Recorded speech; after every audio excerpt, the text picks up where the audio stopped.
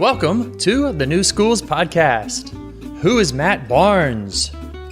He's the co-founder and parent coach at theeducationgame.com. The Education Game is a podcast and a platform inspiring parents to reimagine learning and the role of the parent, in part by de-emphasizing grades and academic compliance.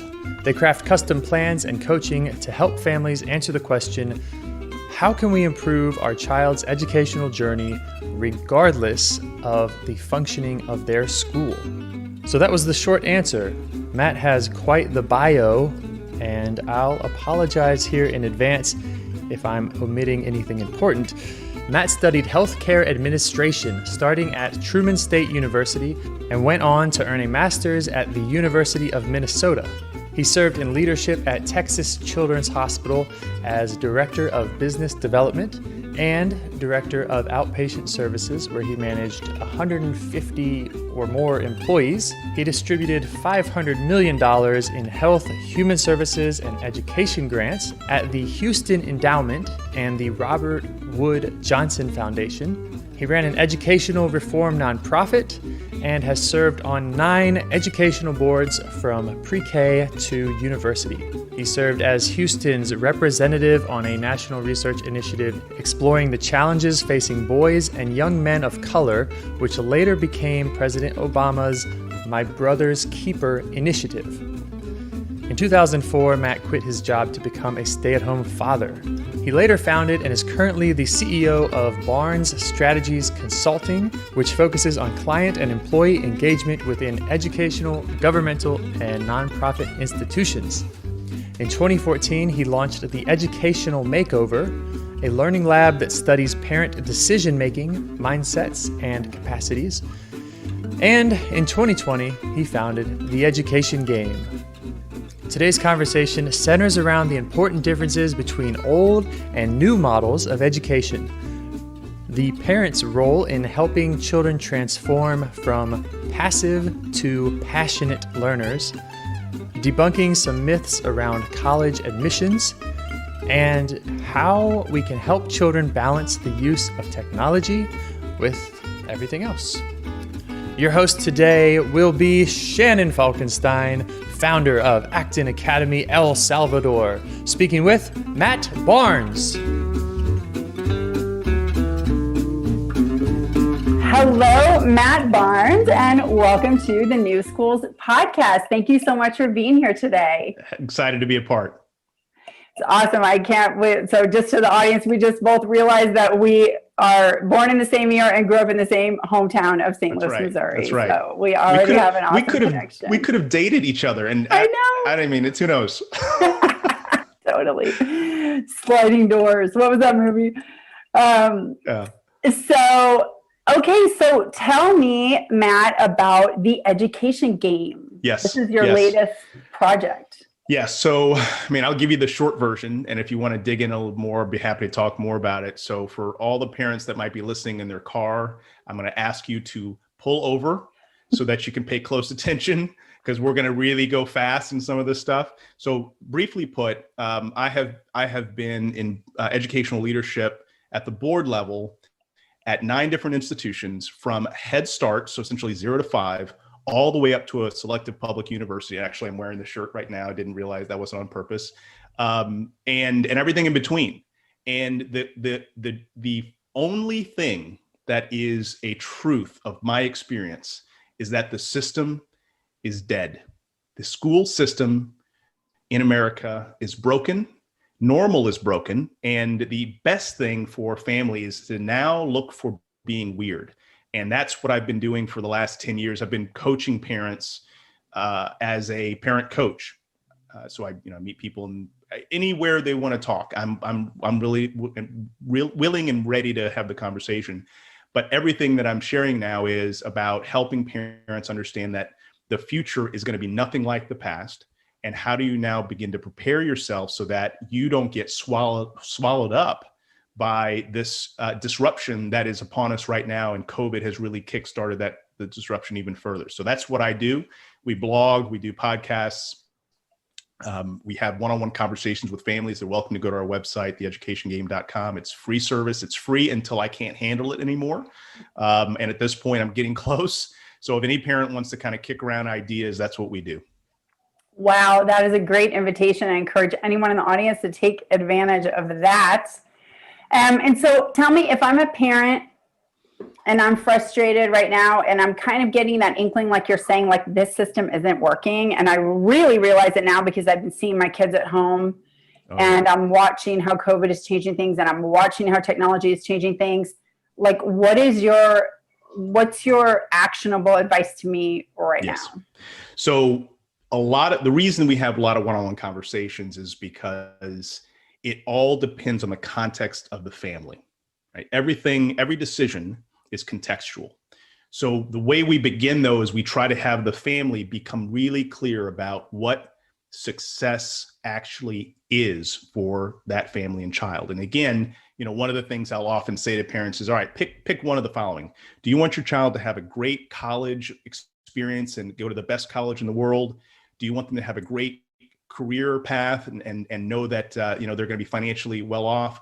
Or do you want them to be a person of high character? Pick one of those three. Pick one. Pick one. You're like force ranking this. Force ranking. Every parent I've talked to said they want a child of character. Yeah. Because character actually waterfalls to the rest. You have a child of high character, you're not worried about their financial situation long term. They're going to figure it out. If you have a child of high character, they will also figure out whether college is in the path for them or not. The question, though, about how do we begin is parents have to begin thinking about what it is that is most important to them.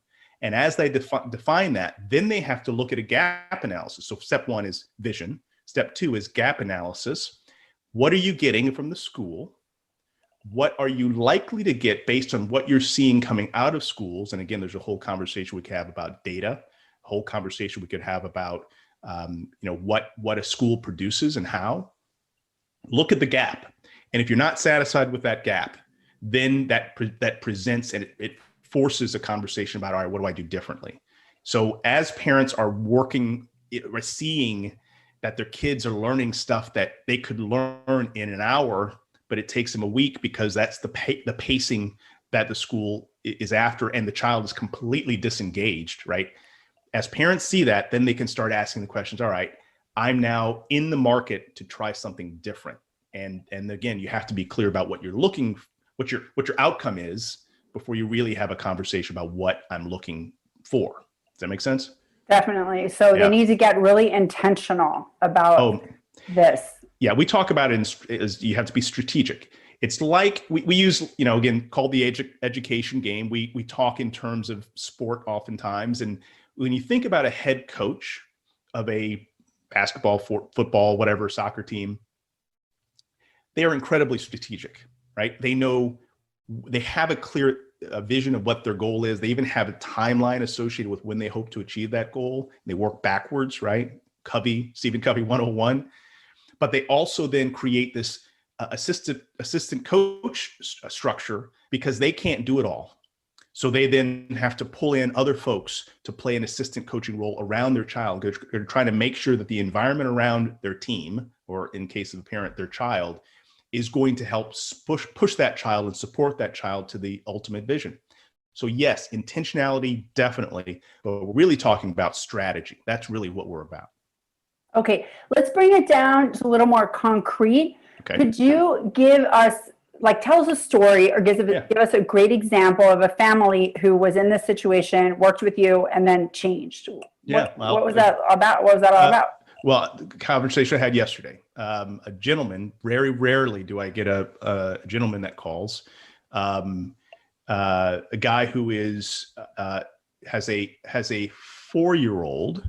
She is, so he put her in, he did a lot of intentional kind of support and development of her between 0 and 3, put her in school, in a pre-K school. He called me because he said, the stuff that I was teaching her, it seems like she's regressing, right? Mm-hmm. He was teaching math. She was doing, they had this game they call, what do they call it? Like the shopkeeper. Mm-hmm. And she was doing money. She could exchange money at 3, and now at 4, she's counting by ones. And so he was like, well, what do I do about this? And I said, all right, let's back up. What do you want? Have the conversation about that. Then the next conversation is, the gap analysis, which you already described. And then the next one really is, okay, what can you do as a parent? What are your limitations? What is we call it your freedom of operation? Now, he's a full-time employee. His wife is working full-time. They are part of a church. And so one of the strategies, all right, so you need assistant coaches. You got to grow your network that can speak into this child's life and can potentially support the child. And then I asked him the question, so you're not happy with what you're getting in school? Because he was calling me asking what school should he look for and how do I choose a school? And I said, well, let's broaden it because you're really after learning. You're not after school. Then I said to him about, all right, you're part of a church. He's very active in his church.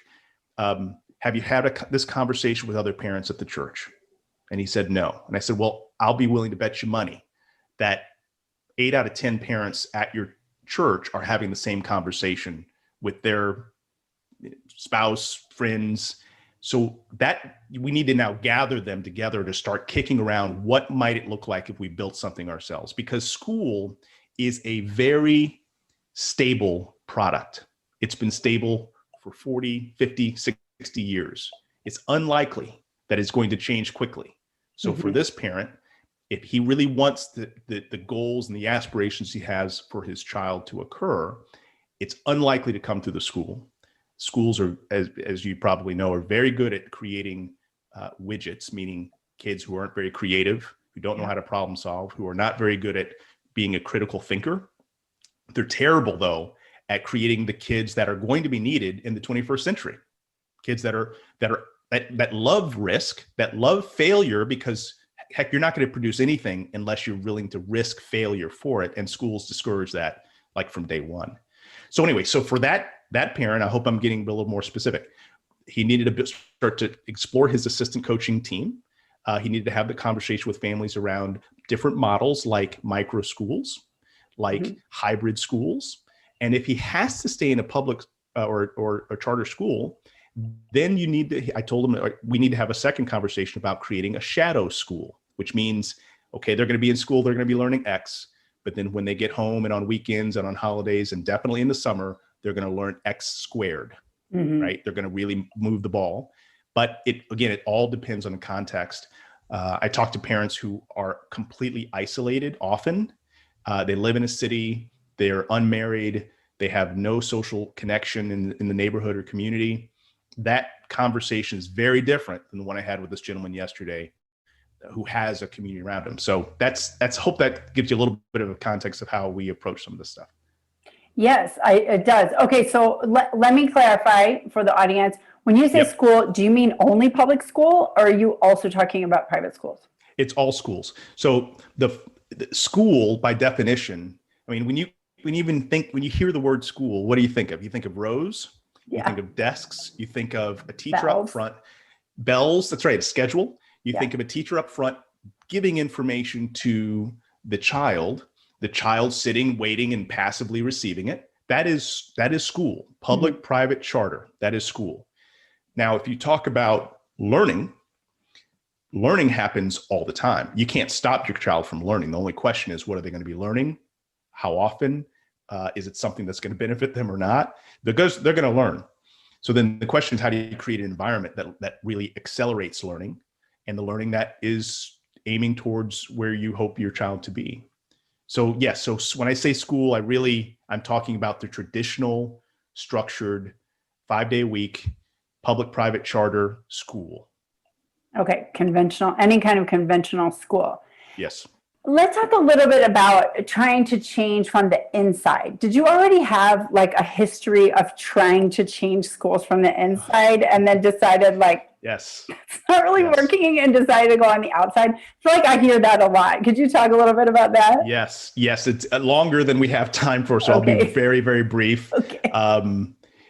Like I mentioned, I've been on all these educational boards, and every one I come in and I say, okay, guys, I started actually at a university board, selected public university. And that's when I said, well, gosh, we're not but there was a whole conversation. This is 20 years ago, whole conversation. Boy, we're not getting the kind of students we're actually looking for. We're not getting students of color. We're not getting creative students. We're getting a lot of widgets. What do we do? And then that's when I started working backwards all the way into high school, middle school, et cetera. And every time when I started to prepare and discuss, ways to change given what technology is doing, the leadership of the school would generally say, gosh, I would love to do that, but the structure doesn't allow me to change. We are going to be tested on these elements. And if my kids do poorly on these elements, then we as a school are going to get dinged, right? If I wanted to create a makerspace in this school and to substitute, I don't know, pick your class, science class, well, heck, let's substitute science, math, and social studies, and now create a makerspace and have makerspace being merged, science, math, and history, right? We can build things that were built in the past, right? There's all sorts of ways to teach history and science and math together. That principal would get 1 year of trying it. And if the tests didn't show progression, that principal is likely going to be out, or the school's going to be shut down.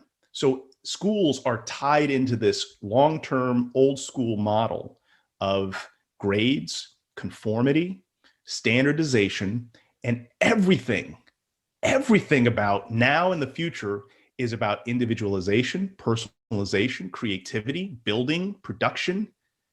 None of it is the old, right? So when I talk about the education game, we talk about there's two games and you can decide how you want to play it. And one way of playing it is with the old rules. You ever see those movies or those shows like the old basketball team with the really short pants and they're dribbling and that's like the old game of education, right? Or school. Right. And the new game is like LeBron James and everybody's above the rim and everybody's 8 feet tall and 500 pounds, right? That is different a model as what we're seeing in education.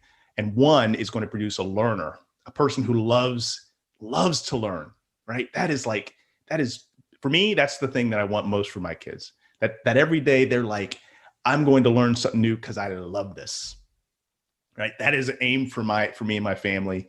But last year I ran for school board, getting back to your question, I ran for school board in the 7th largest school district in the country. I lost in a runoff by like 2 percentage points. It was the worst way to go, right? But the whole time I'm talking to adults about adult issues, right? Nobody wanted to talk about kids' issues. No one wanted to talk about the future of learning or the future where kids are going to be prepared for. Everyone wanted to talk about contracts. Everyone wanted to talk about, well, you're not going to terminate this class of employees, are you? Because they need their jobs. What about transportation? You're not going to change anything about transportation, are you? It was just this constant over and over and over from the funding class. And at that point I said, gosh, no wonder schools are stuck. And at that was the moment that I said, okay, whatever happens, win or lose with this school board race, I'm going to now speak honestly about what I have seen. And I'm going to tell parents, because unless parents get excited about the new, we're going to stay in the old forever. And that's not going to work for kids. Yeah, I hear you. Wow. We are like right in the same. Really?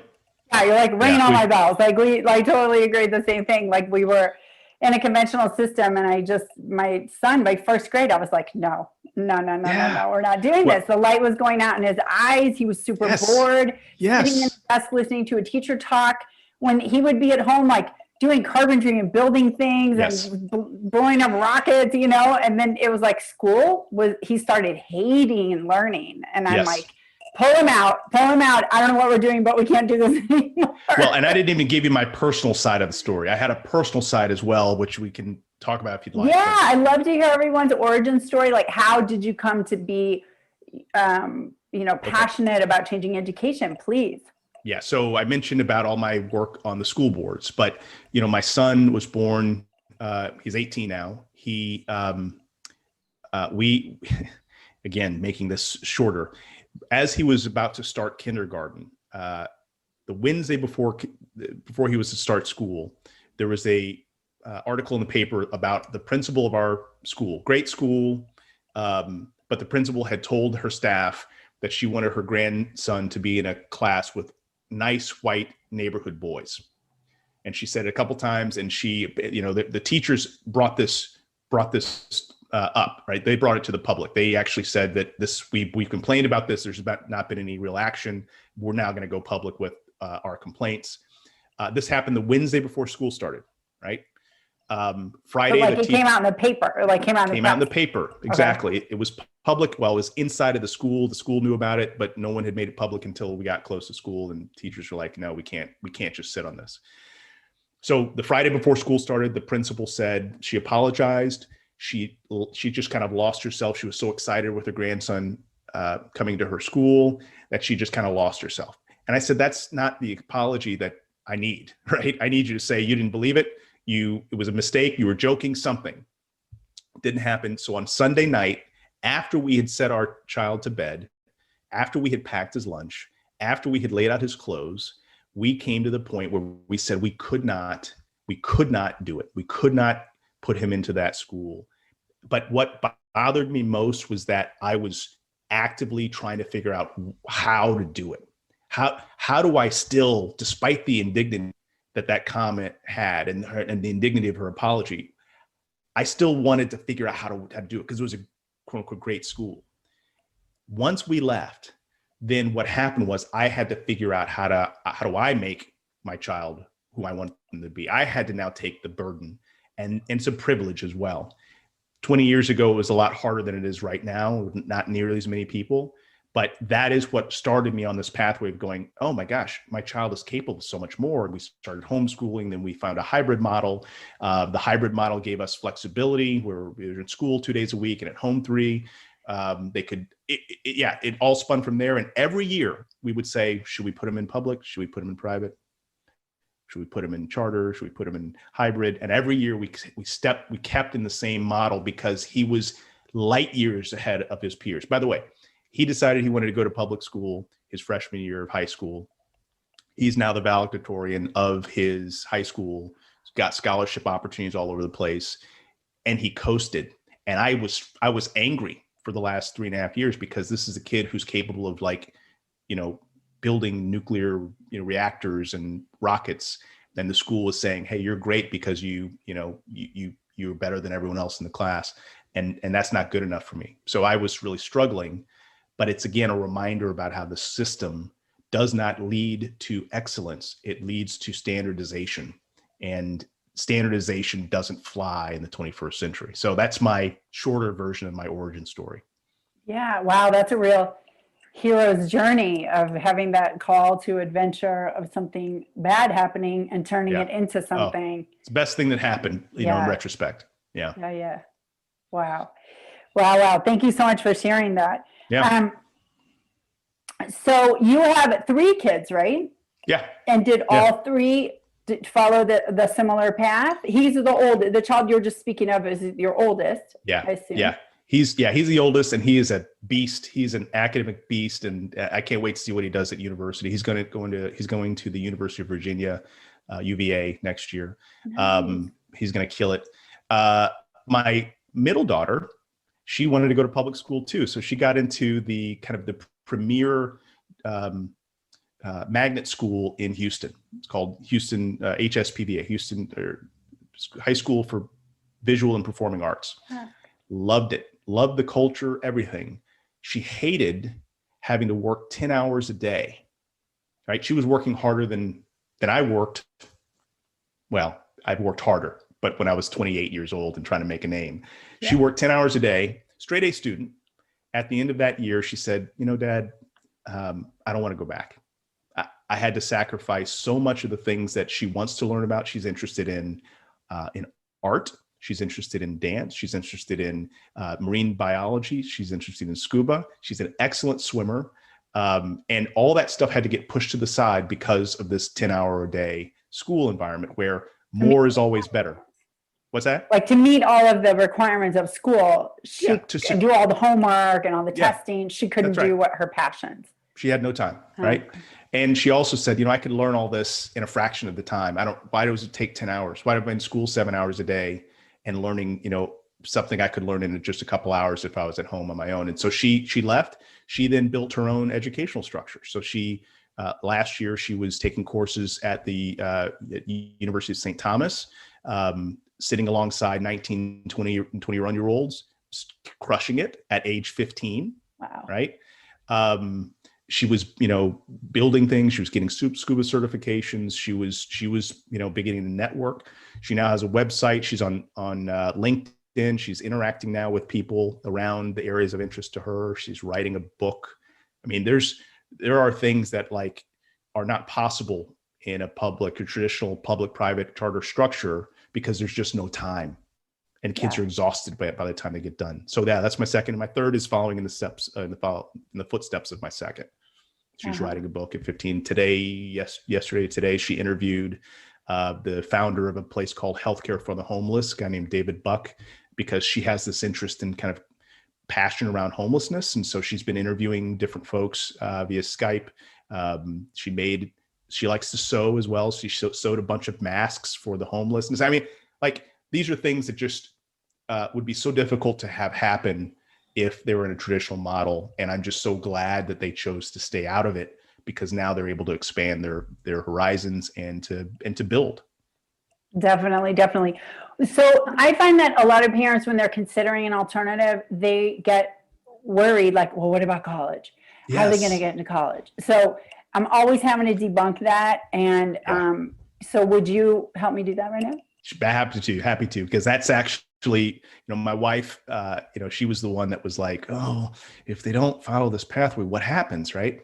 So again, I had to go through the process of exploring and doing some research on what do admissions officers want. Now, because I was on a board of a university, I had access to admissions officers, not just at Truman, but at other institutions. I've got friends that are on boards, and I started having private conversations with admissions officers. And they told me exactly what I learned 20 years ago when I was on the board at Truman, or 15 years ago. And that is, every kid that we get is a cookie cutter. What we really want, we want a kid that started a business, right? We want a kid that started a business and, is making, $10,000 a year on X, Y, or Z, because starting a business teaches you so much. Teaches about contracts, teaches about finance, teaches about problem solving, teaches about failure, right? Nobody starts a business and is immediately successful. These are all the things. I mean, just listen to what I just said. These are all the things that school doesn't teach, right? So the question for families is, how do I get them ready for college without following the traditional path? And the answer is, you let them create and build a portfolio that will knock the socks off of a university. Now, there's a great book by a guy named Blake Bowles. I'm not sure if you've heard of Blake. Yeah. Yes, I interviewed him a few weeks ago. Yeah. He's so great. Yeah, we're setting him up so we use one of his books. It's called College Without High School. Mm-hmm. It's a little bit dated, but it does lay out, listen, if you want college, there's some stuff you'll need to know. Now, I would argue that a lot of his information is dated because the importance of grades and standardized test scores are dropping dramatically. Because of COVID? Not just COVID. It started happening before COVID. There's just a reaction that, by having these standardized tests, everybody now is gaming it, right? Yeah. There are people that all they do is study for a standardized test. That means they don't have a chance to build a business, right? They don't have a chance to find out what they actually love. Mm-hmm. They don't have a chance to explore.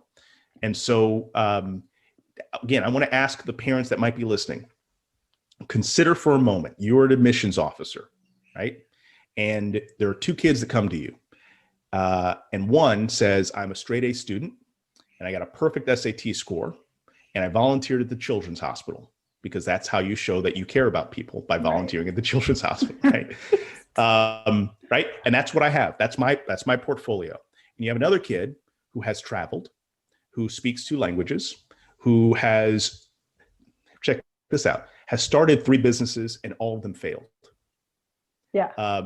Who has a following of 5 or 2,000 people on YouTube, who has a network, a LinkedIn network of 1,000 people, who has interviewed, a dozen people, and who wrote a book, a published book. Which one do you think the admissions officer is going to go, oh my gosh, hey guys, listen to this, right? Listen to what I just got. This person wrote a book. They tried 3 businesses. They all failed, but listen to this, right?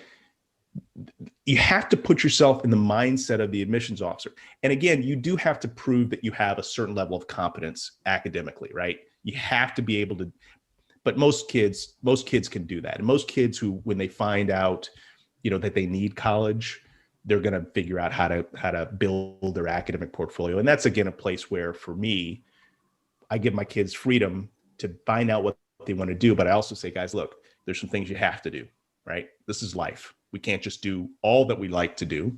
Here's some things that we have to do. And one of those things is you got to just get ready for some academic stuff. You got to prove by taking a course or 2 or 5 at the local junior college or the local university that you can handle the university, because that'll be the question they'll ask. You haven't been in a traditional structure. Can you handle the content?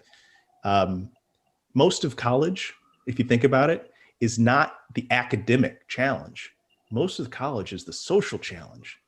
It's can I prioritize my time? Mm-hmm. Can I say no to my boys who want to go out and club because I've got to study? Now, starting a business is the best way to build that type of discipline. Not having a teacher tell you that tomorrow you need this assignment completed, the day after that will be this, the day after that will be this. No, when you are free to make your own decisions and now you're going to university, you have already proven your ability to say no to the things you might want to do because there's some things you need to get done. So that's my long version. Still, that's actually a bit of a short version, but that is the reality of admissions officers now. They are not looking for the dime a dozen straight A, 4.5 on a 4.0 scale kid who got a 1,500 on the SAT. They're looking for something much more interesting, and those kids are cleaning up in the academic space. They're cleaning up because they're in such high demand, because this other old game of education is just so well preserved and endorsed by so many parents that are living lives from 1985. Yeah. Well, I love how you asked our audience to put themselves in the shoes of an admissions officer, because I think so often it feels like it's a black box. And that you're just sending your application and that it's like an algorithm that's going to choose you based on all these things. But you're right. These are humans that are professionals at doing what they're doing, and they know the kind of students that they want. Right. I'm sure you've heard this too, that a lot of Ivy League admissions officers say now that they could basically take all the applications and throw them down the stairs and just choose the ones on one stair, and that would be the same as picking them by looking at them. Absolutely. That's absolutely right. Yep. But that if you're differently schooled, they actually have like a smaller stack, and they have to consider you because they can't just plug in all the numbers of the SAT and the grades and everything. Thank you for bringing that up. They have 2 processes. Ooh. And the process that you just described is this process for the kid that we can't put into a box, right? Here's a kid who, like, we actually have to look at him. We actually have to read his stuff and understand what she's bringing to the table.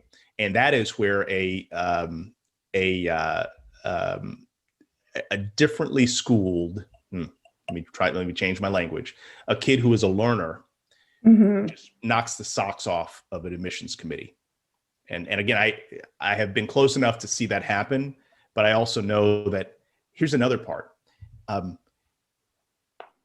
Kids who build things, who produce things, there's a confidence in them where they actually now they flip the switch and they say, you know what? I want to go to this school because of that professor, because I want to study under that professor. And guess what? I'm not applying anywhere else. And if I don't get in, you're going to see me next year. And if I don't get in after that, I'm going to be sitting in your president's office because I want to study under that professor. And by the way, look at all the stuff that I've done that aligns me to that professor's work, right? If you say that in an interview or in a conversation with an admissions officer, the admissions officer's like, what? You mean you're not just sending out 20 applications and trying to get into good college, whatever that means? You actually have a purpose for university? that right there is a completely mind-blowing conversations with an admissions officer, right? So there's all these places that a design thinking approach to learning presents itself to, right? But as parents, we get so wrapped up in the normal conveyor belt that we blind ourselves to the opportunities that are out there. So.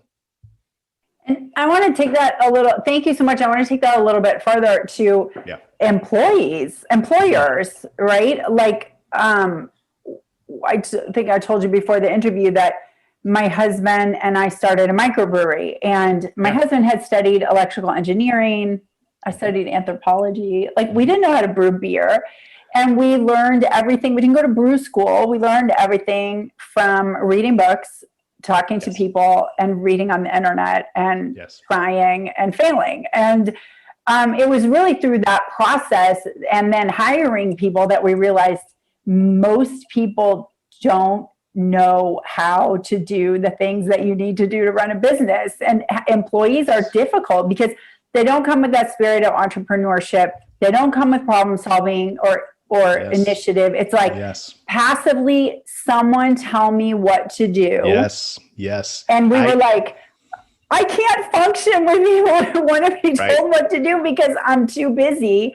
And it's really hard to find empowered humans who are going to say, hey, you know what, this thing needs to be done, da, da, da, da, da. And when you find them, they are gold, and you never want to let them go, and you will pay them any amount that you can afford because they're worth it for your business. And that was another thing that really sold us on, getting out of conventional education. Yeah. I used to manage 200 people, and I always would say the people that I hated the people that were hardest to manage were the people who were just average. Yeah. Right. If they were terrible, that was easy. Okay, I'm sorry, this is not working out. It's time to go. Yeah. If they were great, yes. Hey, here's a new project. Run with it. Go. If they're average, those are the people that say, okay, I'm here for work. What do I do? Mm-hmm. And I say, well, here's your area. I need you to handle it. Well, what do I do? Well, you need to go and explore and learn about the area. How do I do that? Oh my gosh. Oh, really? Right. Yeah. And so, yes. And again, you can make the same argument for an employer. You've got a graduate from, pick your quote unquote great school in biology. He's a biology degreed individual. And you've got another kid who spent, 3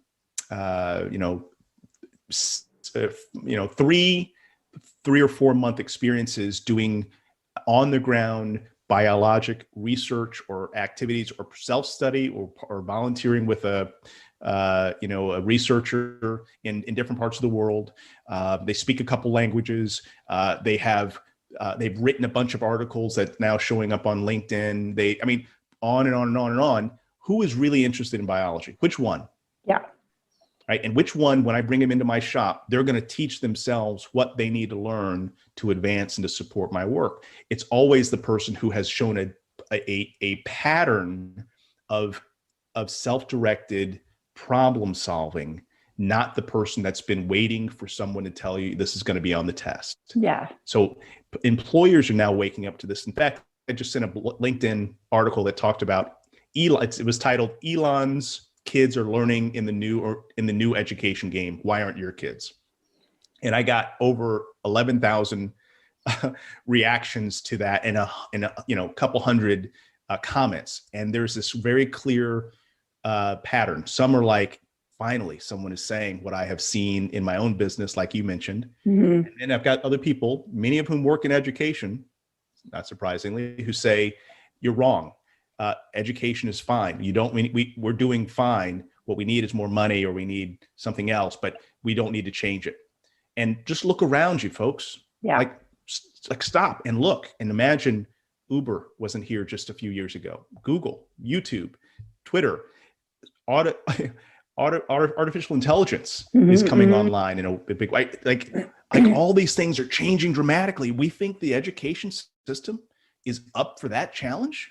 No, it is not. And so for the parents who are like struggling with this problem of school, I can promise you it will be hard initially, but once your child actually starts to adopt a mindset that they are a learner, there's far less work to do. In fact, my kids are in the other room.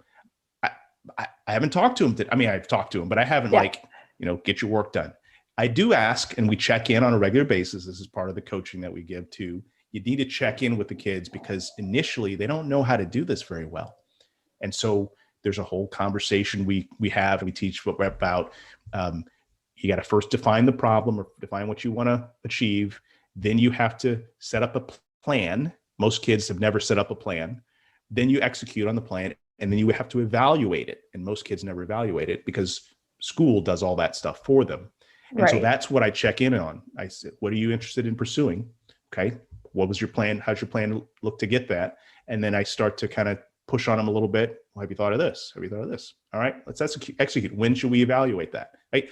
That is the role of the parent. You'd move from a parent into a coach or facilitator. And that is a mindset shift that your kids struggle with the longer they are in the traditional school. And the sooner you move them out, the more likely you can now teach them that this is actually normal behavior rather than, waiting for the teacher to say the test is going to be on Friday. I hear you. Yeah, we find in our school that when children come, if they're much over 10, it's very hard for them to shift to being learner driven, to being self-driven, because they're standing there like, I don't understand what's happening. Why is no one telling me what to do? And they really get in a panic zone because they've lost that ability to feel autonomous and to feel empowered. And not everyone can get it back. So I don't want to be like fear mongering here, but there is a kind of an expiration date on kids being able to maintain that self-determination that can get habituated out of them quickly in school. Yeah. Do you agree? I absolutely 100%. Now I'll challenge you a little bit about it's not, that it's too late. It's never too late, but what it is, it's like the person who has been inactive for, a decade and now they have to get in shape. It's going to be a heck of a lot harder for that person than if they had just started walking, a decade previously. Right. Mm-hmm. And, I lost over the last 4 years, I lost 20 pounds. I'm now running, 20 miles a week, and I wasn't a runner. Mm-hmm. And a lot of what I'm describing, honestly, came from a book. A lot of the practice of how do you move into a different mindset comes from the book Atomic Habits by James Clear. It really talks. Love that book. Really? Yeah. Yeah, I listened to his podcast, I think with Sam Harris, maybe. Oh, yeah. Yeah. And I'm in a Facebook group of Atomic Habits. I don't know if you're in it too. Oh, what? Yeah, there's a Facebook group. So everyone is, how do I do this? And what's the best way to do that? And what should I prioritize? It's really great. Yeah. It's really helpful for achieving but I'm also, one of my habits I'm trying to break is Facebook. So I keep deleting it from my phone and then putting it back on my phone. Oh, don't get me started about Facebook. Facebook. Yeah. Yes. So I don't know, where did I see this? And I'm looking here at my notes on you. You guys you and Dr. Scott, right? Like you wrote a blog or something about like college toilet paper diploma. There was some title like that, but I scanned it and was like, this guy I want to talk to, but then I don't remember the exact title. Will you tell us a little bit more about that? Yeah, I think it was like toilet paper or diploma or toilet paper diploma. Like it was essentially creating the mental model that your diploma is as valuable in some cases as toilet paper. Now he was a teacher, principal of a middle school, principal of a high school, regional superintendent over 60 schools, 60,000 kids. And then he ran a nonprofit that was trying to, change the system. And so he, like you, like me, have been in the system trying to change it. And at some point you're like, it's going to have to happen from outside of the system. And so for him, he tells stories about how so many kids that he shook their hands at graduation, he knew, and looking back, he's embarrassed about this. He's actually ashamed that those kids weren't ready. They were not ready for their life as an adult. And he's shaking their hand saying, good luck. But also, like, now he knows that they were set up. They were set up to into a world that's going to require something from them that they have never been prepared to do. And so now that's part of his motivation for the work that we're in now, to make sure that at least the parents that we talk to realize that, okay, I do have a choice. I don't have to follow the conveyor belt. I don't have to sit and watch my child's light dim every day at school. I don't have to tolerate my child saying, I'm really curious about X, and them never getting an opportunity to study X at school, which I do all the time. By the way, I ask parents, what is one thing your child is really curious about? A lot of parents don't know. Yeah. And then some parents will answer, and I say, all right, now ask yourself, when was the last time they had a chance to really dive into that? And oftentimes the answer is never. And we shouldn't be super surprised when a kid who is not given the freedom to explore the things that they're really interested in about, right? We shouldn't be surprised that that same kid at some point says, well, I guess I'm just going to do whatever I'm told to do because no one's really asked, right? I don't think it's a conscious decision, but I do think it's a natural place that a person would get to. What's the point? The things that I'm interested in obviously aren't priority. So I'll just do what the system assigns. It just feels so painful. And I think when you're not sensitized to that, you don't realize it. But once you are, it just feels so horrible that someone would have to sit and listen and learn things that they don't really want to learn and not be able to learn what they really want to learn. It's like you get one life. Like I say, that quote from Mary Oliver, what will you do with your one wild and precious life? And school is like making you wait 12 years to actually even consider that. I never thought about it until I was in my 30s. Right. That's right. But everyone our age had to go through it. Right. Yeah. Everyone our age had to say, well, we just have to grind it out, and the grind will eventually get us to a place where we're happy. That wasn't true then, although I could make the case that because of the structure, college degree meant you got doors open and you could step into roles. But how many of us are in jobs that we hate, right? How many of us are doing a job that if they could earn half the amount or quarter the amount and do something that they actually had passion for, they would jump, right? That is actually a whole nother kind of conversation for families. And frankly, it should be easier for the families with means. The families without means, many of whom I work with, they're more like, but we can't afford to miss the chance for him to get a good paying job, right? We know what it's like to not have food. But for the families that have means, we really should be in a position where we're saying, all right, our kids are going to be okay. Right. What do we actually want? What do we want for them? And what do you want for you, son or daughter? Like enter into that conversation. Let's explore it and let's start figuring it out, because at some point your life is yours. And if you're not aware of what you're after, then you're going to spend a ton of time climbing up ladders on the wrong building, right? You get up there, and now the cost of doing that is such that you're just going to stay there, because to find another ladder and climb another building, you may not want to do that. So this is a fundamental challenge that families are going to wrestle with from this point on. But the families that explore how to get out and then begin to practice, it's not a switch either. You can begin to practice getting out before you actually jump ship. And we should maybe talk a little bit about that to lower the risk level for families who are feeling like, well, it's either homeschool or traditional school. It's not that. There's a pathway that you could follow. Should we go through it there for a little bit? I don't know. Let's do, because I think you're making me think too about, because I'm here in El Salvador, and I'm come from the United States, so I have a different mindset.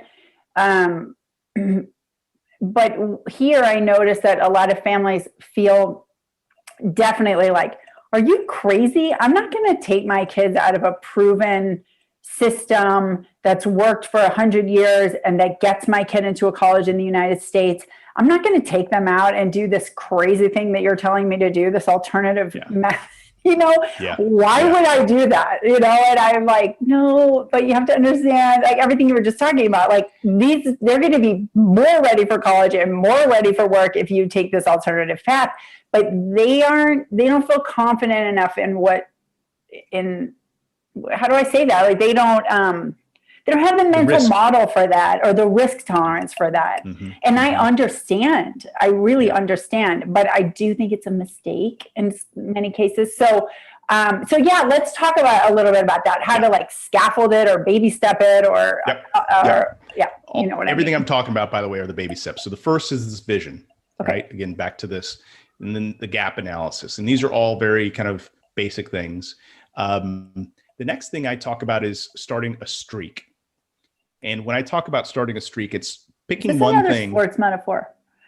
It is kind of, I guess. Okay. Yeah. I'm not really into sports, but I'm following along. That's all right. You don't have to be. It's just what I'm trying to do. Here's how I got to the education game. When I talk to parents about changing how they approach it, they seem to understand when I said, you're the head coach. Yeah. They're like, oh, I get that. I can understand that. So that's when I started, the education game, and everything's about game and the game theory and all these things. So it's a great metaphor. I just am not that adept at it, but go ahead. By the way, games are also fun. And actually this is an incredibly fun experience. Like talking to my daughter today about the interview she had with the founder of Healthcare for the Homeless Houston. That was a fantastic conversation. It was just absolutely terrific. And she's 15 years old. Set up the meeting, emailed them, set up the conversation, had her questions ready.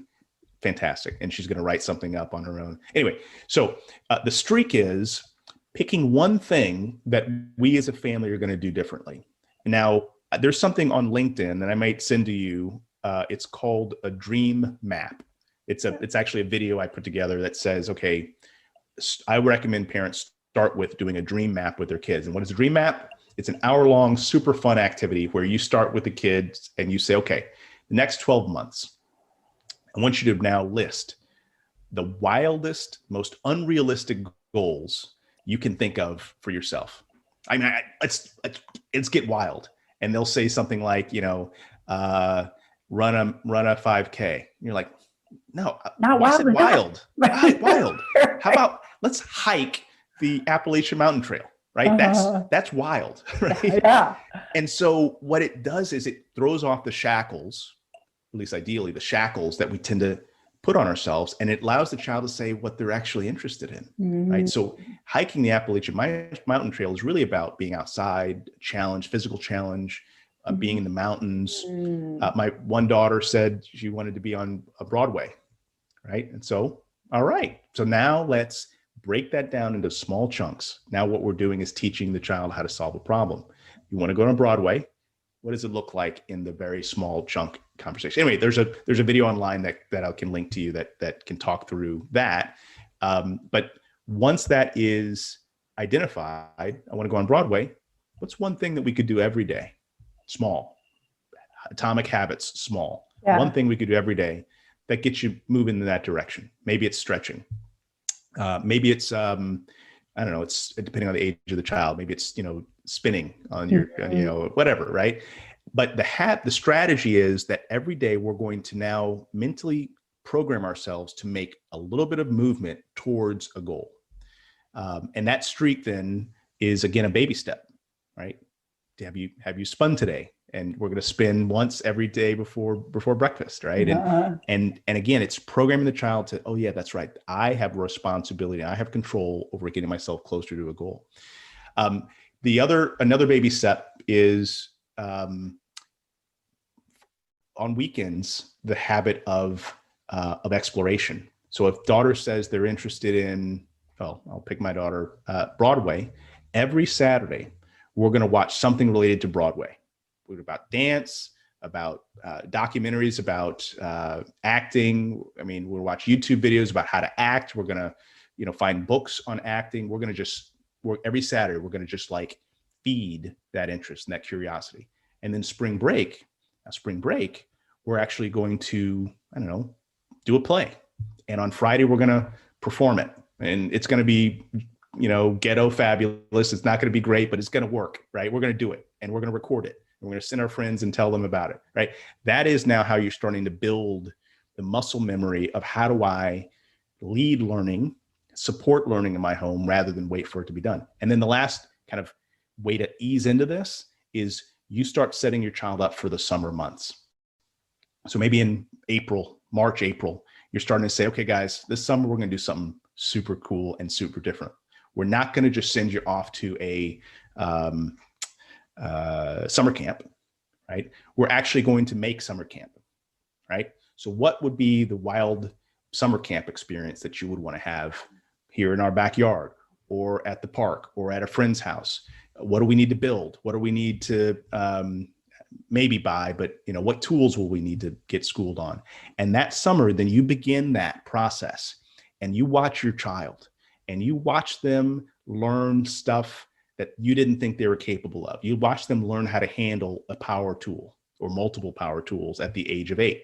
My son started cutting grass at the age of 7 for this very reason. And as you watch that child, you say, okay, if they're able to do this at 8, let me kind of look at 5 years from now. Oh my gosh, if they're doing this at 8, they're actually now potentially thinking about engineering or they're thinking about something else. So that summer then becomes that test case. And at the end of summer, you make the call, right? You make the call. Yeah, we're going to stick in the traditional, or we're going to just try it. And I'll add one more thing. Again, I know I'm talking a lot, but this is like, I love it. Keep going. This is why that's why we have you on here. All right. Well, right now we're in the middle of COVID. There is no better time to experiment than right now. And I mean, now, today, turn off the computer and immediately take some of the things I'm talking about. Okay, what do you want to build this weekend and next week? I'm going to pull you out of school, right? I'm the parent. I can pull you out of school. I don't need to give them a reason. I'm the parent. I have that authority. Or every day at noon, I'm going to tell your teacher every day at noon, this next week, we've got commitments, and give us the assignment. We'll do our best, but we're going to close the computer at noon. And you don't need to tell your teacher this, but you can tell your son or daughter, we're going to now build something. We're going to do our play. We're going to, whatever. We're going to take apart the microwave that's broken, or we're going to repair the door, or we're going to, right? And it's infinite. Yeah. We're going to start a business. We're going to sell lemonade on the corner, right? All these things that are possible, but it's got to be something that the parent starts to initiate and then feeds. And as that feeding happens, you got to pay attention to what's happening in your child's mind, their confidence, their sense of ownership, their sense of capacity, personal capacity. That is what you're after, because I've got a graphic. When I was looking around a moment ago, I've got this graph that I could show you. It's over here on the floor. I could draw it on a piece of paper maybe, but what we want is for kids to move from being dependent on us at birth to being independent at some point, usually in the middle school. Independent meaning they can handle majority of the decisions themselves. Right. And then independent. I keep wanting to say codependent. That's not the interdependent. Thank you. Okay. See, I haven't had my beer. Interdependent, where they have the independence. They understand how to operate themselves, but they can say, you know what, I'm a part of a community and I know how to handle me. But my kids are doing this at 15, 16 years old. They know how to handle themselves. And now they're reaching out to others and saying, I want to learn from you. I want to understand what's happening here. I want to work in a relationship with other folks who are learners as well. That is what a parent wants, because once that happens, the parent can now, like I am doing now, feel complete peace about their kid's future, right? And when I talk to parents about vision, I ask questions like, well, let's think about it. At 18, do you want to have to worry about your child going out to a party? The answer, of course, is no. I don't want to worry about that. Okay. That means that that child has to demonstrate enough competence by the time that they're 14, 15 years old, that you can now start to give them much more freedom. So by the time they're 18, you know that if they're in a bad situation, they're going to pull themselves out, that, you know, they're going to be planning before they get there about what do I do and how, and, you know, they have aspirations. That means, you know, this cheap high of the moment doesn't compare to what I'm actually trying to do. That is the piece that comes from a family and a child who has demonstrated self-directed mastery. And that's what I want for my kids. And again, I feel like I would be morally bankrupt to not try to spread the word and to help as many families as possible feel what I feel right now. It is just a great feeling. I love it. I totally agree with you. That is so great. Yeah, all those, you're checking all the boxes. I love all of those great ideas. We're going to sand a mirror and repaint it gold this weekend with the family. So we're always trying to do those little projects. Interesting. So yeah. Gave me some more, I don't know, encouragement about that. So thank you. Hey, we need encouragement. And we need, that's part of your assistant coach. You need somebody who's going to say, you know what, you can do this, girlfriend. You got this. Look at your son. He's a beautiful creature. Don't waste a day. Don't waste a day. Yeah. You're right. So I'll be happy to be your assistant coach. If you ever want to, thank you. Ever feeling like, oh, am I doing right by my kid? Give me a call. You and I'll talk. I'll ask you some questions and I'll say, you know what, you're killing it. Keep it up. You're great. Well, thank you. Yeah, for me personally, like I spend so much time working on our school, but then sometimes it doesn't leave so much energy and time for my own family. And then I'm like, this is antithetical to what I'm trying to do. And so, I have to give myself a break and be, yes, you definitely give yourself a break. Self-compassion and everything. But there is that also worry about screen time. Like you just said, turn off that computer. I think COVID has been so hard on kids and parents. Yes. I find, have you read Reality is Broken by Rachel McGonigal, I think is her name. I'm a huge book guy. So Reality is Broken, huh? Yeah, Reality is Broken. I actually gave it to my son who loves Minecraft, and then he read it and then used it all to argue with me about why he needed more screen time. Well, that worked great. There you go.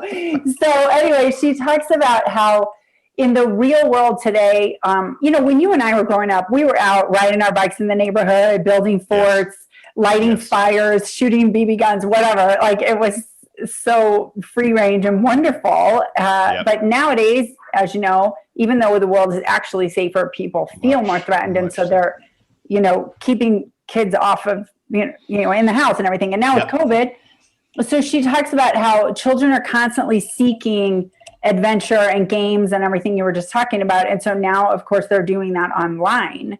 And so all that challenge that used to be in the real world of climbing a tree and shooting a gun and all that is like, a BB gun.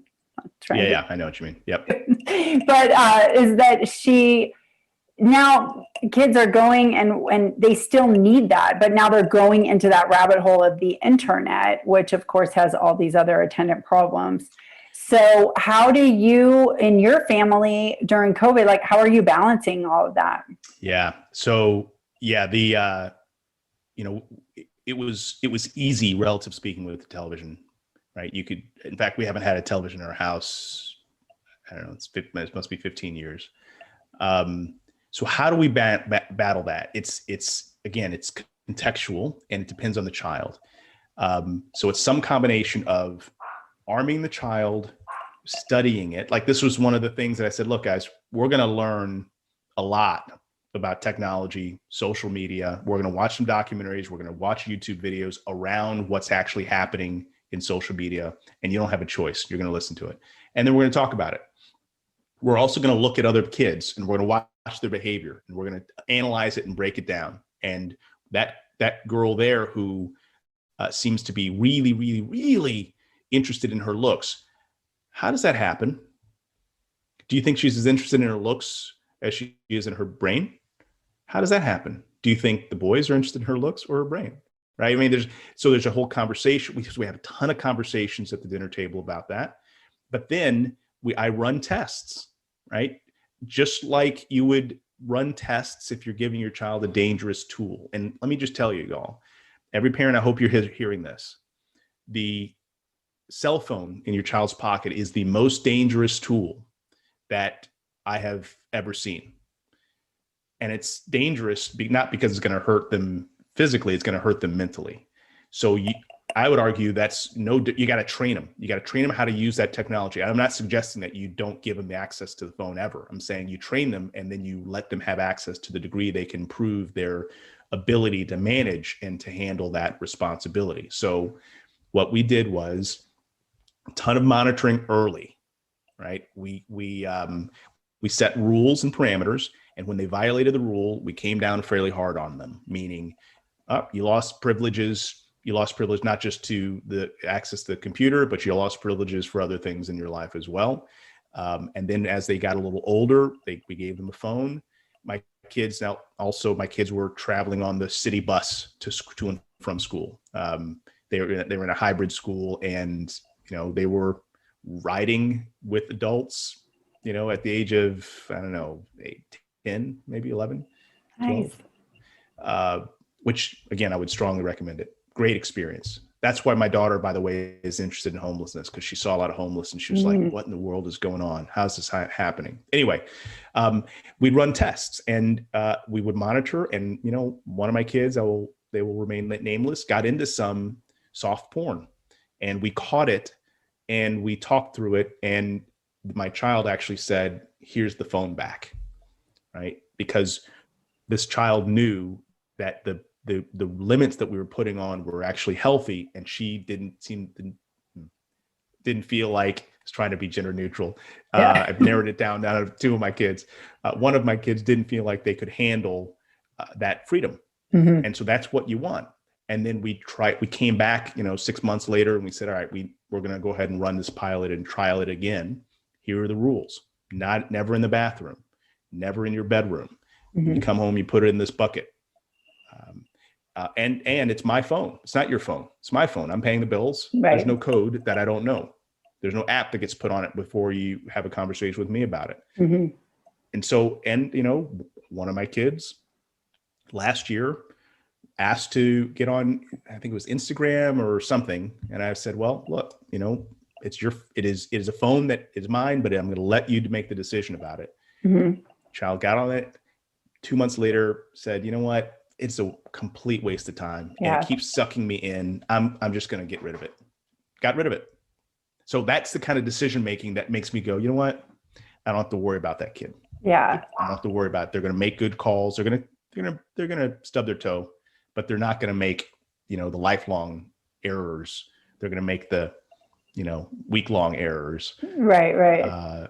So that's some of what we do on the cell phone and the computer, but y'all got to just make sure you recognize that machine is a tool, and it is extraordinarily powerful, extraordinarily important. It's a game changer in terms of learning, but you got to recognize it and recognize it as you would respect a weapon, right? A gun, a power tool. You would never have a power tool plugged in your kid's room, right?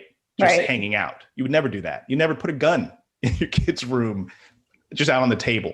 But yet we bring a cell phone and we assume that a 9-year-old or 10-year-old has the maturity to not be sucked into that machine and then to be exposed to a lot of things that you can't unlearn. So there's a whole conversation we could have about that. But that's a place that I take a fairly firm line and encourage parents to do the same, because the parent is the only adult in the room oftentimes. So we have to then step forward like a head coach. Again, my players may not want to do the things that I'm going to ask them to do, but I know I've got a goal for them. Mm-hmm. And at some point they're going to love me for having expectations that were beyond what they could see. Right. I'm preaching now, aren't I? No, not at all. You're great. I mean, I love your success stories and the way that you handle it and your attitude and the way that you coach. I think you're a great model for being a really good parent. So thank you. I will say that hundreds of parents have coached me. So all I'm doing is I'm just regurgitating what all these parents taught me about things like sit time. How do you train a child into self-control? Mm-hmm. What do you do with it? I've had hundreds of conversations with parents who are like, prototypes of what I hope to be like one day. And so they've informed me now. Again, like I said, I would be morally bankrupt if I didn't like give the opportunity to help every parent I can possibly do. So, yeah. Well, thank you. I'm sure our audience really appreciates it and has learned so much today. So final question. Sure. I always invite our guests to offer a metaphor comparing the conventional school system with the alternative that you're talking about, any kind of alternative, but the one that you're talking about, like what would be a metaphor that you would offer to compare those two things? Well, I'll tell you a metaphor that I use. It's not exactly answering your question, but I think it may be close enough to satisfy you. And here it is. School is a dinosaur. And COVID is the asteroid strike that is the extinction level event that just happened. And so as a result, if you're a dinosaur, you better be scrambling for a whole new model of how you're going to live as quickly as you can, because you don't have a lot of time at this point on. It's going to be a race to the bottom in schools. And that's the metaphor I have used. I've also described, again, I think I talked about it a little bit earlier, the old game and the new game. The old game is all about conformity, grades, rewarding outcomes, not effort. That's a whole conversation we could have right there. Mm-hmm. Again, the kid who just briefly, the kid who gets grades, high grades easily is rewarded with A's. The kid who really struggles and works really hard to get a B, he feels like, why do I have to work so hard if best I'm going to do is get a B? Yeah. Right. That kid that works so hard, that kid needs to get the A, because if that kid keeps that kind of effort up, he's going to be killing it. The kid that gets the easy A is going to start to fear loss. Yeah. And avoid the very things that he's going to need. So old game, new game is all about creativity. It's about building. It's about loving risk, taking selective gambles. It is about collaboration. The old game is about competition, beating my neighbor's grade point average, beating my neighbor's SAT score, comparing. Right over here, it's all about, hey, how can we build something? How can we problem solve? How can we take on an issue that no one's taken on before and look at it differently? That is the new game. And collaborate to make a solution, right? And collaborate internationally, right? The first thing I said to you was, where are you? Yeah, because I'm now talking to people all over the world. And now I don't assume that the only people I can learn from are in the school down the street or, my neighbor. I'm like, okay, I can learn from the 13-year-old young lady in Pakistan who reached out to me and interviewed me. Nice. Right. That's who I'm learning from now. Now she's connected with my daughter and they're starting to talk, and they're, probably going to take over the world at some point, hopefully soon, because we need it. Yeah. Right. Anyway, all right. That was a long-winded answer. But well, okay. So a couple of other things, like, sure. So you were talking about Elon Musk and talking about gamification. And were you talking about synthesis school? Like, have you heard of that? I have not. Okay. So what is that about? Synthesis school it's not a school. It's actually like more of just an enrichment program, or it's not even an enrichment program. It's just a thing that you can do. It's a game that you can play. So Elon Musk started the school Ad Astra for SpaceX employees with this gentleman, Josh Don. And then that turned into Astronova School. And then since COVID, they decided, hey, we need to make something available for people all over the world that is learning through gamification. So they did, and it's called Synthesis School. Totally encourage you to check it out. And my kids applied, they're going, and they play these games with other children all around the world, and they're on Zoom, and then they're also playing this game. And then they have a facilitator who is Socratically asking them about different aspects of game theory so that they're learning how to play like the meta game. It's amazing. It's so much fun. And I actually applied, and now I'm going to become a facilitator there just for fun, just because I want to see how it works. So that might be something you might be interested in too. I don't know. Just pulled it up and I'm like salivating, but I also see the ages are 8 to 14. I'm like, your 15. Kids are too old now. Oh. Well, but your 18-year-old might be able to work there. Well, I tell you, she's got other interests possibly. We'll check her with it. But this is exactly. Thank you for bringing this up. This is exactly how in higher ed and K-12 how the game is changing. Yeah. Right. This wasn't on even in the radar 5 years ago. No, even a year ago. It's like just so new. And then I heard from our producer James about U School. That's kind of like an Airbnb for school that is starting by Carrie McDonald. You know her? She works for the Foundation for Economic Education. She's a libertarian. Carrie McDonald. So oh my gosh. No, I you know Carrie McDonald. Just interviewed her on Monday. Yeah. Okay. Yeah. I'm sure you know her. I'm like, I know you know her. Sorry. Yes. So she is something that she started called U School. And it's actually, I don't know all the facts, but I think it's where, for example, you could create an educational opportunity where you are, and then children can sign up and come there and do whatever you created, and they can design their education by going all around the world and taking part in these experiences. Oh my goodness. I know. And Blake Bowles is totally into all this stuff too. Oh my goodness. Gave me this great idea because I'm worried about my middle schoolers because it's so small. Like, you might have kids in Montessori, and then when they go to elementary school, many leave for conventional school. And then when they get to middle school and high school, so many, like your kids, they go back to a conventional school. Yes. And so and hate it.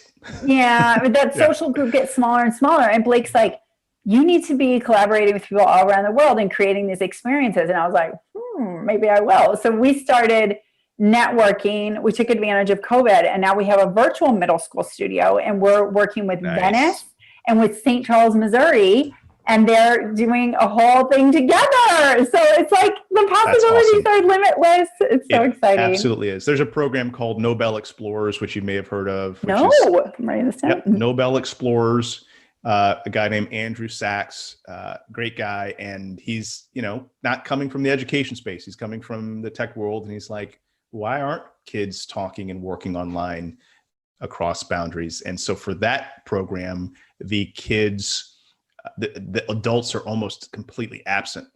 And there's some senior kids who've gone through the program who help support the junior kids. But, the idea of you and I talking, you're in El Salvador, I'm in Houston. Yesterday, I was talking to somebody in Spain, right? The world has shifted. It is shifted more dramatically in the last 10 months than it has in the last probably 9 decades, certainly 5 decades.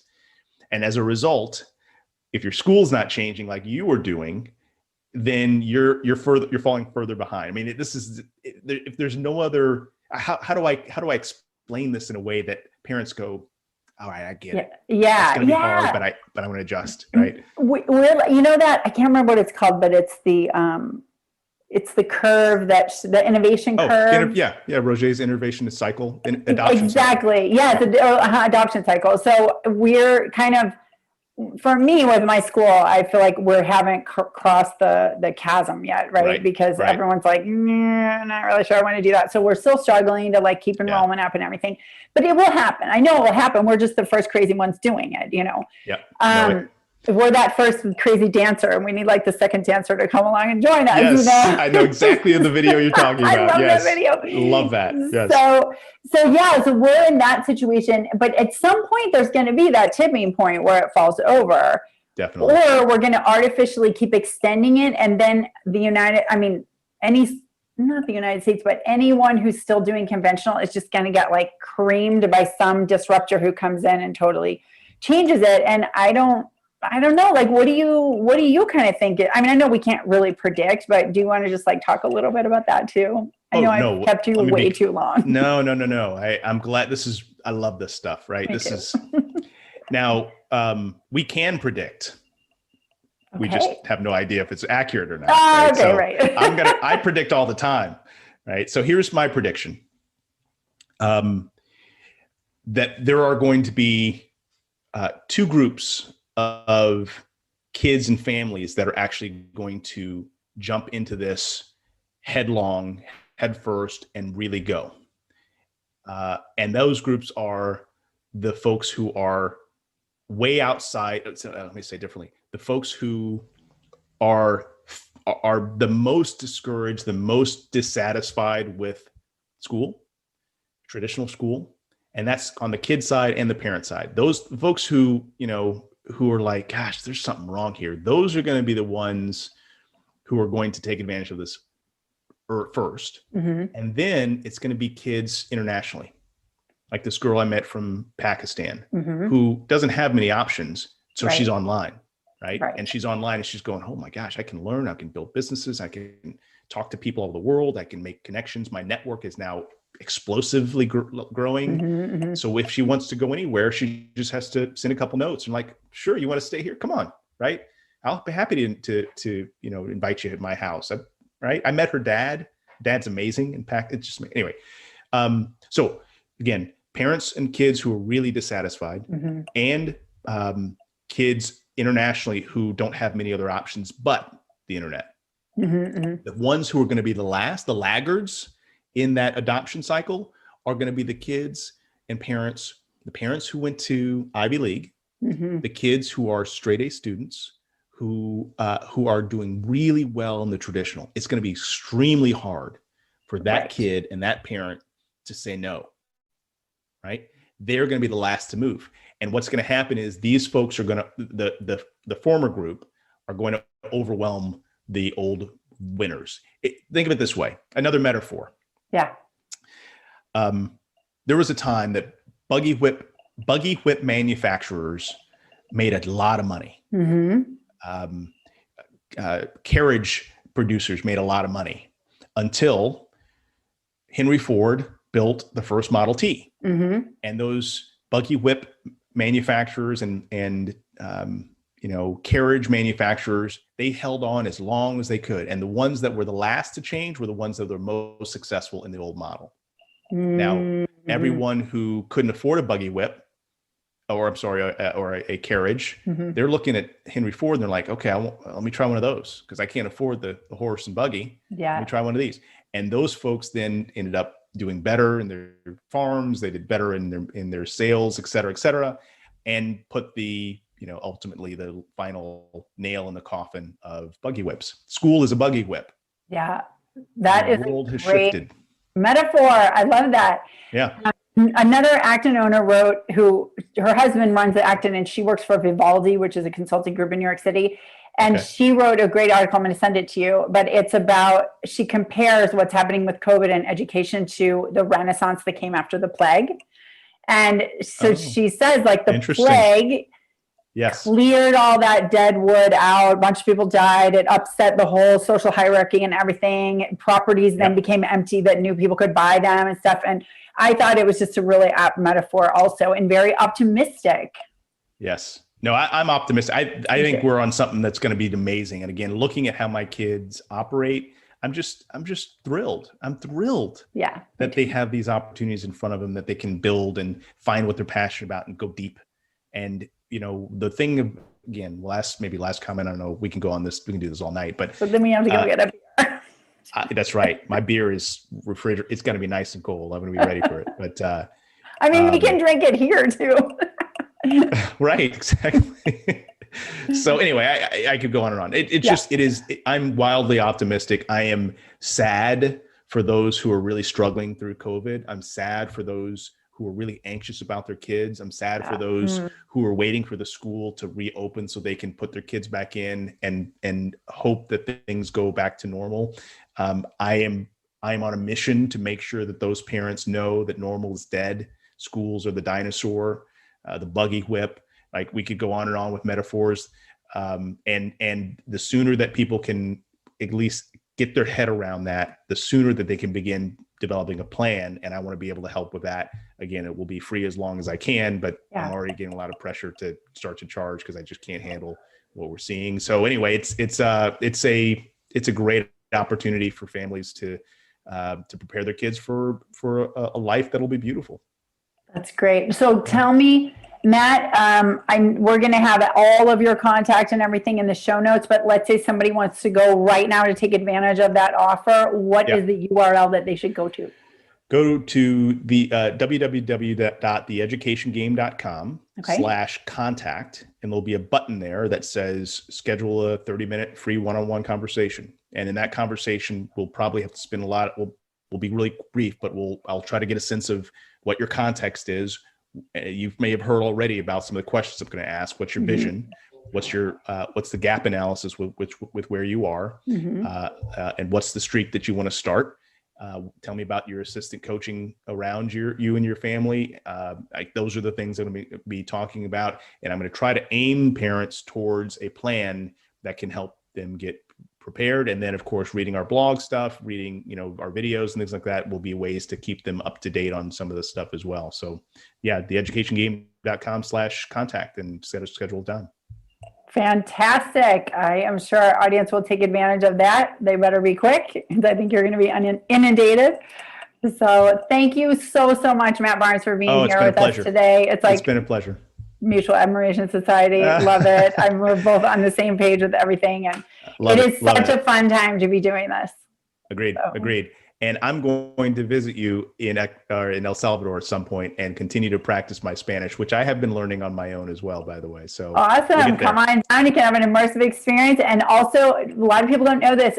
El Salvador is an amazing place to learn how to surf. So if any of your family have it on their bucket list, I highly recommend coming here to learn. Okay, because I told my wife that in April was my target to spend 4 to 6 weeks in Costa Rica, but how close are you to the beach? We'll talk later. 15 kilometers from the beach. So that's too far to walk with a surfboard, but I'll figure something out. How? But I mean, there's plenty of places where you can, Anyway, we'll talk about it later. I'm going to send you an email with that article. Awesome. So getting to know you, fellow St. Louisan. Amen. Take care. All right. Take care. All right. Take it easy. Ciao. Thanks for listening to the New Schools podcast. Tell a friend. Previous episodes and show notes, including any books or websites our guests recommend, can be found at thenewschools.com. If you're a parent who is looking for a new school for your family, send us a message. We would love to help. We can answer questions, share the resources we have, and help you get in touch with people in your area who are on the same path, determined to provide their kids with the best education. It's wildly important work. Thank you for doing it, and we'll see you next time.